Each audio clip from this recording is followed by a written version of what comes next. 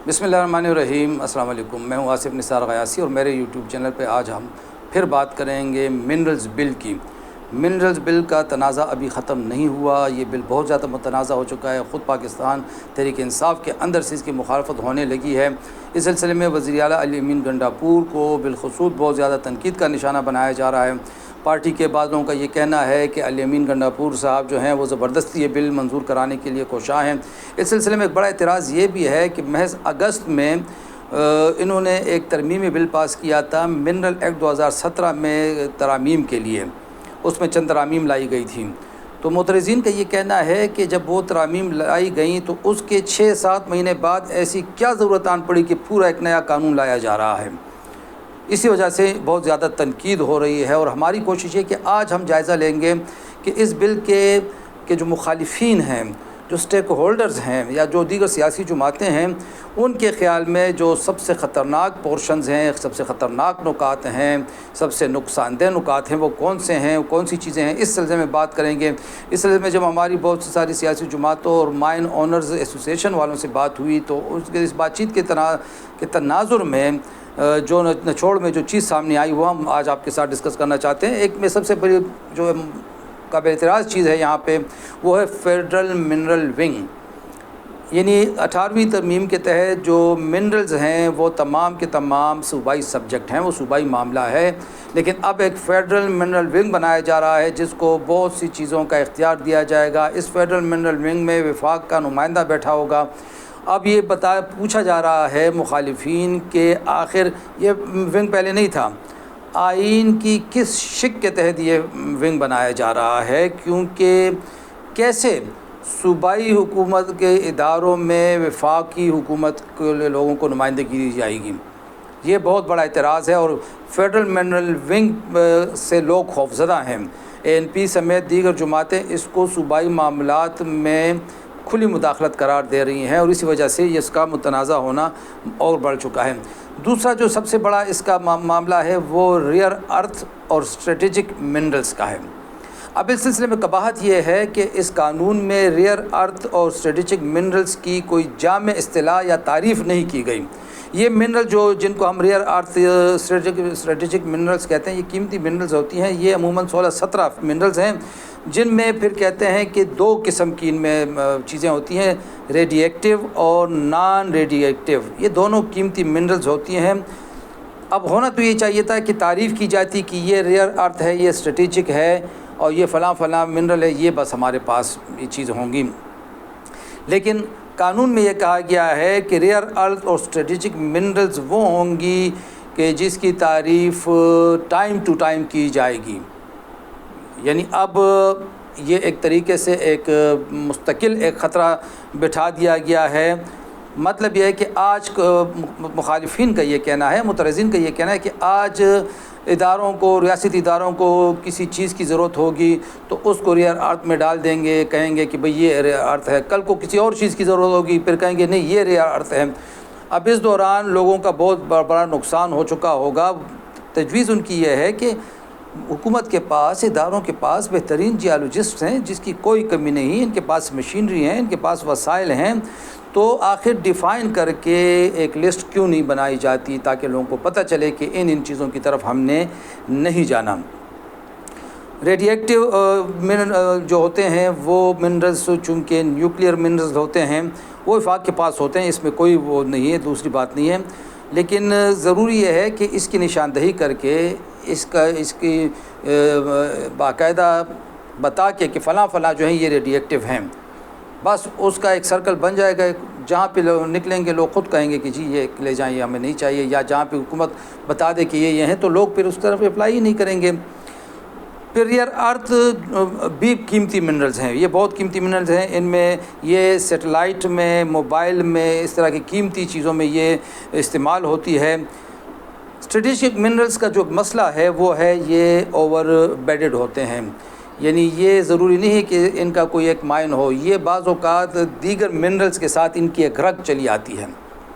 यानी बाज़ औक़ात कहीं आयरन के साथ, कहीं कापर के साथ, कहीं लेड के साथ, कहीं एंटीमनी के साथ इसकी रगें होती हैं और इसकी जो शरह होती है उस मुताल्लिक़ा मायन में 1 से 2%, 3%, ज़्यादा से ज़्यादा 5%।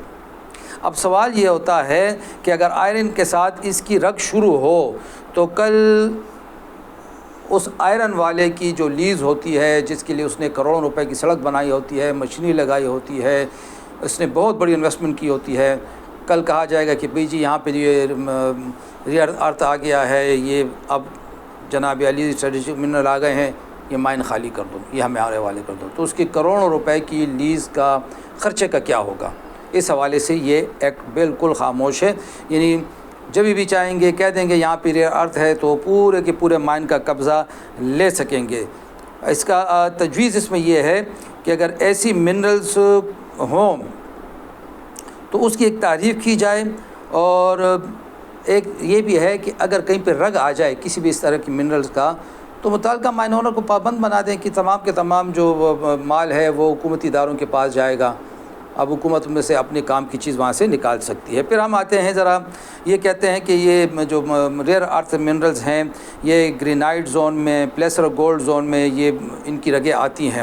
اگر ہم پلیسر گولڈ کی بات کریں تو ابھی حکومت نے اربوں روپے میں یہ جگہ جو دریائے سندھ ہے خیر آباد کے قریب، اس جگہ کی نیلامی کی ہے، آکشن کی ہے، لوگوں نے اربوں روپے دے کے جگہ لی ہے. اب وہاں پہ انہوں نے مشینری لگائی ہوئی ہے. اس میں یہ جو بلیک سینڈ ہے اس میں بھی یہ ریئر ارتھ آتی ہے.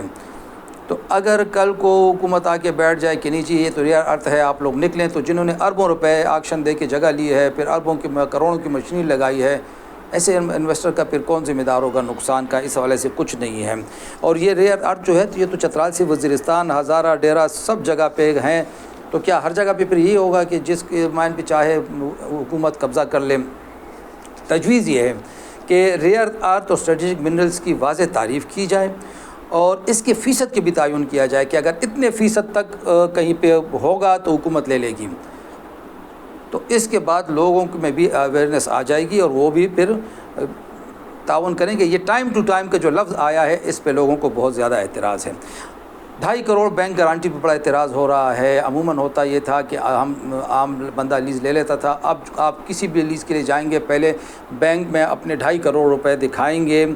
اور سوال یہ ہے، پوچھا یہ جاتا ہے کہ جب بینک گارنٹی نہیں تھی، جب بینک گارنٹی کا قانون نہیں تھا، تب بھی لوگوں نے کروڑوں روپے کی انویسٹمنٹ کی، اور آج محکمہ معدنیات کا ریونیو جو ہے اس کی آمدن جو ہے وہ 10 ارب روپے سالانہ تک اگر پہنچ چکی ہے تو ان لوگوں نے دیا ہے جن کی بینک گارنٹی کوئی نہیں ہے، لیکن ان لوگوں نے یہ محکمے کو آمدن تو دی ہے. اب ہوتا یہ ہے کہ 2.5 کروڑ روپے ہمارے ہاں لوگوں کے پاس نہیں ہوں گے. ہمارے ہاں مطلب خیبر پختونخوا کے لوگوں کے پاس نہیں ہوں گے، یہاں پہ غربت زیادہ ہے. تو خوف یہ ہے، جو قوم پرست جماعتیں ہیں، جو مقامی سرمایہ کار ہیں، ان کو خوف یہ ہے کہ باہر سے سرمایہ کار آئیں گے، 2.5 کروڑ جمع کرائیں گے، یہاں کے سرمایہ کار پیچھے ہٹ جائیں گے اور یہاں کے جو لوگ ہیں کہ وہ صرف لیبر کے لیے رہ جائیں گے. اور اسی طرح وہ ایک سوال اٹھاتے ہیں کہ جب حکومت انڈسٹریل اسٹیٹ میں فلی ڈیولپڈ پلاٹ دیتی ہے، وہاں پہ بجلی، گیس، سڑکیں، پانی سب کچھ ہوتا ہے، تو اس ڈیولپ پلاٹ کے لیے تو کوئی بینک گارنٹی حکومت نے آج تک نہیں مانگی. اور پھر کہا بھی یہ جاتا ہے کہ بینک گارنٹی کے بدلے میں ہمیں ملتا کیا ہے؟ کاغذ کا ایک ٹکڑا. اس کے بعد جب ہم پی ایل لیتے ہیں، پراسپیکٹنگ لائسنس لیتے ہیں، تو جا کے ہم نے کام کرنا ہے، سڑک ہم نے بنانی ہے، مالکان زمین کے ساتھ ہم نے بیٹھنا ہے، اجلاس عام ہم نے کرنا ہے، قبیلوں کے لوگوں کو ہم نے راضی کرنا ہے، ایکسپلور ہم نے کرنا ہے. ڈپارٹمنٹ نے تو ہمیں کاغذ دینا ہے. جب ڈپارٹمنٹ ٹکے کا کام نہیں کرتا تو 2.5 کروڑ بینک گارنٹی ہم کیوں دیں؟ اس بینک گارنٹی کے بدلے میں چاہیے یہ تھا کہ حکومت ہمیں تیار جگہ دیتی. کیونکہ آپ دیکھیں اب ہوتا کیا ہے کہ پراسپیکٹنگ لائسنس کے بعد، پی ایل کے بعد، پی ایل پہ بھی کروڑوں کا، لاکھوں روپے کا خرچہ ہو جاتا ہے. اس کے بعد لوگ جاتے ہیں بیچارے جیولوجسٹ کے پاس، ادھر جا کے کام کرتے ہیں جگہ یہ تو ایک قسمت آزمائی. کچھ نکلا تو ٹھیک ہے، اس کو کہتے ہیں جوا. کچھ نکلا تو ٹھیک ہے، نہ نکلا تو جو جتنی انویسٹمنٹ ہے وہ ضائع ہو جاتی ہے. اس کے باوجود 2.5 کروڑ روپے ضمانت پہ تو لوگ بہت زیادہ اس کی مخالفت کر رہے ہیں. یہ بھی بتایا جاتا ہے، یہ بھی ایک چیز ہے کہ ایس آئی ایف سی کا کام تھا بیرونی سرمایہ کاری میں سہولت پیدا کرنا، لیکن ایس آئی ایف سی کے آنے سے تو بیرونی سرمایہ کاری کی راہ بند ہو گئی ہے. مخالفین یہ کہتے ہیں، ان کا کہنا یہ ہے کہ پہلے یہ ہوتا تھا کہ بیرون ملک سے مشینیں آتی تھیں، میکانائز مشینیں ہوتی تھیں، میکانائز مائننگ کی طرف ہم جا رہے تھے، بیرون ملک سے، خاص طور پر چین سے چینی انجینئرز آ گئے تھے، یہاں پہ کام ہو رہا تھا، چینی انجینئرز کو بہت بڑی تنخواہیں دی جا رہی تھی۔ اس دوران اچانک ہونا تو یہ چاہیے تھا کہ ان کی سیکیورٹی یقینی بنائی جاتی، لیکن قانون بدلا گیا، ایس او پیز آ گئے۔ ایس او پیز کے تحت ایک چینی انجینئر کے لیے مائن اونرز ایسوسیشن کے مطابق 22 پولیس اہلکار ایک آپ نے رکھنے ہیں، سرکاری پولیس اہلکار، اس کی تنخواہ آپ نے دینی ہے ایک بندے کے لیے، اور 12 دیگر سیکیورٹی گارڈ آپ نے رکھنے ہیں۔ اس طرح اس بندے کو جو چینی انجینئر یا غیر ملکی انجینئر ہے اس کے لیے بم پروف گاڑی، بم پروف دفتر، مائن میں مختلف قسم کی آپ نے چیک پوسٹیں بنانی ہیں۔ گویا یہ ایک بندہ پھر اب پڑنے لگا ہے انویسٹر کو، مائن اونر کو 65 سے 70 لاکھ روپے میں، جس کے بعد لوگوں نے تمام چینی انجینئرز کو واپس بھجوا دیا، میکنائز مائننگ رک گئی۔ جو چینی کمپنی آئی تھی، یہ بھی کہا جا رہا ہے کہ کچھ چینی کمپنی آئی تھی، انہوں نے بھی یہاں پہ سرمایہ کاری کی تھی، وہ ان لوگوں نے بھی جب ایس او پیز دیکھی وہ بھی بھاگ گئیں۔ ہزارہ میں 4 بڑے پروجیکٹس تھے جو 50 کروڑ روپے کی سرمایہ کاری کی گئی تھی، وہ چلی گئی۔ چترال بنیر میں کام ہو رہا تھا، وہ رک گیا ہے۔ تو یہ سیکیورٹی جو دینی تھی وہ نہیں دی گئی، اس کے بجائے کچھ اور معاملات میں ہاتھ ڈالا جا رہا ہے۔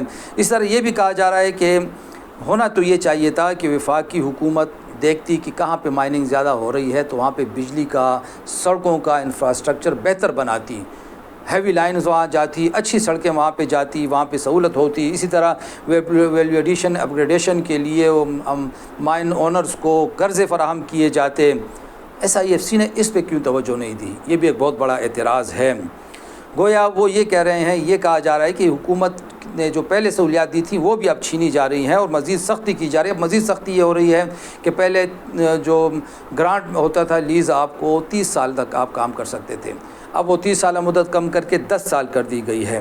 اب رینیول میں بھی حکومت کی مرضی شامل کر دی گئی ہے۔ پہلے رینیول ہوتا تھا 30 سال کے لیے، اب حکومت کی مرضی ہے اس کو کہ آپ کو رینیول اس کا کرتا ہے یا نہیں کرتا۔